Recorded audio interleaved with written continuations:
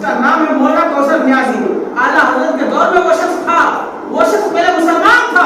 سنی صحیح عقیدہ تھا, لیکن انہوں نے اعلیٰ حضرت سے اختلاف کر لیا اور وہ الگ ہو گیا. وہ خود لکھتا ہے, وہ خود کہتا ہے کہ ہمارے استاد محترم مولانا ادریس, کیونکہ وہ پاکستان کے تھے, مولانا ادریس وہ جو خود کہتے تھے کہ اگر اللہ تبارک و تعالیٰ قیامت کے دن سارے لوگوں کو جمع کرے گا, کیونکہ قیامت کے دن سارے لوگوں کو جمع ہونا ہے, اگر قیامت کے دن سارے لوگوں کو جمع کر لے گا اور پھر اس کے بعد جب باری آئے گی اعلیٰ حضرت کی,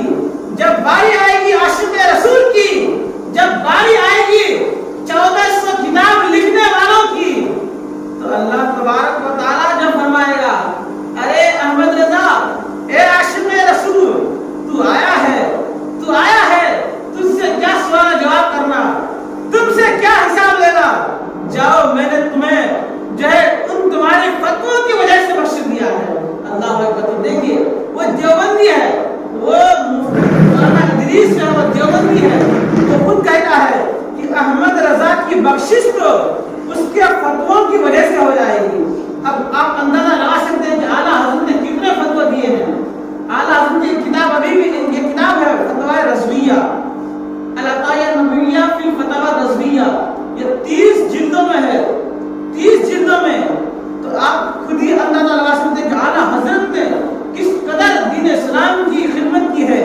اور اعلیٰ حضرت جو ہے اس کے بعد مولانا کوثر نیازی کے بعد اشرف علی تھانوی کہتا ہے, وہ کیا کہتا ہے, کہتا ہے کہ جو اعلیٰ حضرت نے ہم پر کفر کا فتویٰ لگایا, کیونکہ اس سے پہلے جب اعلیٰ حضرت کی وفات ہو جاتی ہے تو ان خبروں کو جو ہے دیوبند تک پہنچائی جاتی ہے, اور اس کے بعد جو ہے مولانا اشرف علی تھانوی جو دیوبندی ہے, جو کافر ہے, وہ یہ قرار ہو کر کے رونے لگتا ہے,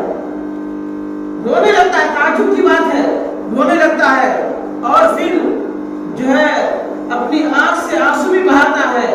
اور دعا بھی کرتا ہے. اس کے بعد جب سب لوگ خاموش ہو گئے تو سارے طلباء کرام جو اس کے شاگرد حضرات تھے, انہوں نے کہا کہ حضور ہم تو یہ سمجھ نہیں پا رہے ہیں کہ آخرکار آپ اعلیٰ حضرت کی مثال کی خبر سن کر کے رو کیوں رہے تھے, آپ اتنا گر گڑا کیوں رہے تھے, آپ جو دعا کیوں کر رہے تھے, حالانکہ پوری زندگی میں تو آپ پر کفر کا فتویٰ رہا, آپ کو اعلیٰ حضرت نے امام احمد رضا نے کافر کہا, لیکن آپ جو ان کی حمایت کرتے ہیں, آپ رو رہے ہیں. اللہ اکبر. اب دیکھیے یہ میں نہیں کہہ رہا ہوں, یہ اسی کی کتاب اشرف السوان ہے, یہ حوالہ دے رہا ہوں, یہ دلیل دے رہا ہوں. اشرف السوان ہے, یہ اشرف علی تھانوی جو ہے اس کتاب میں جو ہے اس کتاب کا تعلق سے وہ خود اس میں موجود ہے. یہ بات وہ کہتا ہے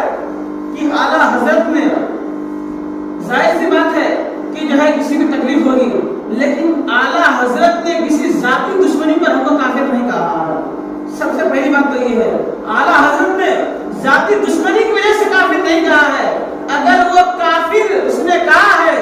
تو عشق رسول کی بنیاد پر,